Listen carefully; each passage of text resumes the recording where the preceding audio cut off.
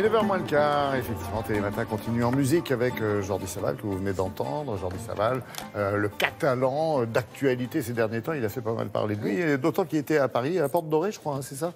Il y a quelques jours, oui. Oui, au Musée national de l'histoire de l'immigration.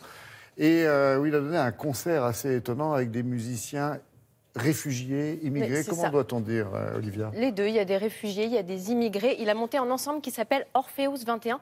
Et il y a une très belle histoire derrière tout ça. En fait, en avril 2016, il s'est rendu dans la jungle à Calais et il s'est dit, il faut que je fasse quelque chose pour ces réfugiés.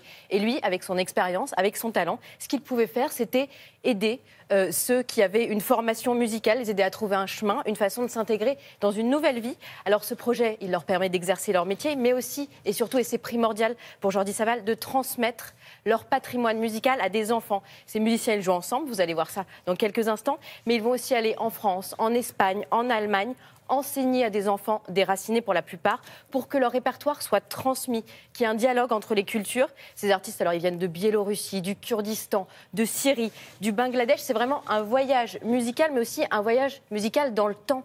Vous allez découvrir des musiques ancestrales, des instruments que vous n'avez probablement jamais vus. Ce concert, c'est vraiment une communion musicale entre les peuples, un véritable enchantement, Henri Jean. On a eu les chances de les voir répéter toute une après-midi. Et Jordi Savall nous a également confié voilà, ce qu'il ressentait à propos de ce projet.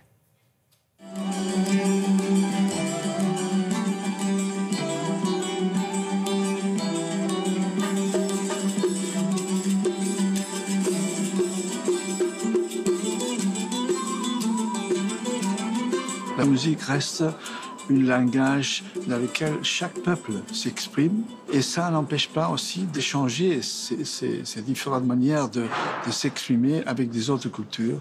C'est encore une des... peut-être, je dirais, le seul pont qu'on a entre Orient et Occident.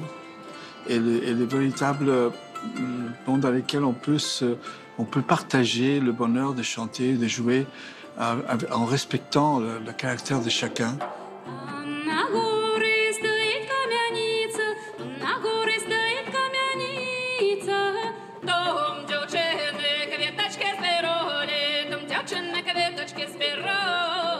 Je pense qu'il ne faut pas oublier que beaucoup de ces chants que nous faisons, ce sont des chants qui reflètent des anciennes traditions et que ces musiciens qui les portent sont les sortes de bibliothèques vivantes de ces cultures. Et quand ces musiciens ne sont plus là, ces musiques disparaissent. Je me suis rendu compte que toutes ces musiques, en fait, c'est des musiques qui servaient aux gens de survivre dans les pires circonstances. La dernière chose qu'on perdait était l'espoir de continuer à vivre, de continuer à lutter. Et la musique, c'était la source d'énergie. Moi, d'abord, je suis triste parce que nous ne sommes pas dans notre pays d'abord. À cause de la guerre, vous savez.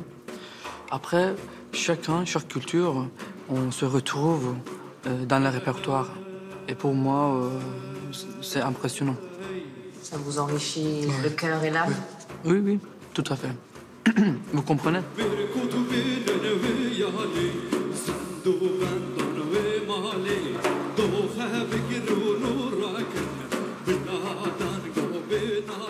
La musique, elle nous parle à l'âme. Elle est au-dessus des paroles.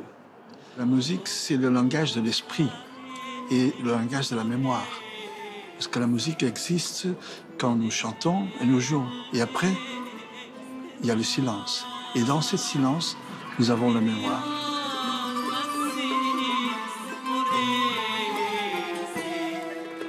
Et la mémoire, c'est peut-être ce qui définit mieux l'être humain. Quand un être humain perd la mémoire, il perd son humanité, malheureusement. Parce que les peuples qui n'ont pas de mémoire ne peuvent pas réussir à construire un futur meilleur.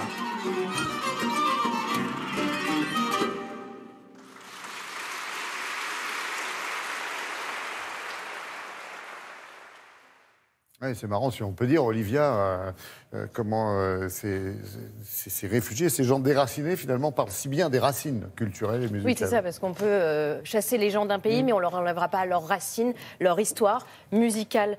Pour eux, ça permet vraiment des projets comme ça, que certaines musiques et langues ne tombent pas dans l'oubli, comme c'est le cas chaque année. Les musiciens qu'on a vus là, il y en a certains qui travaillaient avec Jordi Savall, c'est eux qui ont encadré, qui ont formé ces jeunes musiciens pour créer cet ensemble. C'est vraiment un hommage à la diversité, au mélange des cultures. Là, on est vraiment sur les chemins de l'exil, mais aussi de l'espoir. Ça s'appelle Orpheus 21, musique pour la vie et la dignité. Et je pense qu'on va en réentendre parler parce que ça va prendre de l'ampleur au niveau européen. C'est tout ce qu'on peut leur souhaiter. En tout cas, ils ont un avenir devant eux. Il l'avait annoncé dans Télématin, la création de ce groupe. Quand vous aviez rencontré Jordi Savall, il avait annoncé, je vais faire ça. Voilà, c'est bien. Et voilà le Vous avez résultat. concrétisé. Voilà, merci tous les deux. À tout à l'heure quand même, Henri-Jean.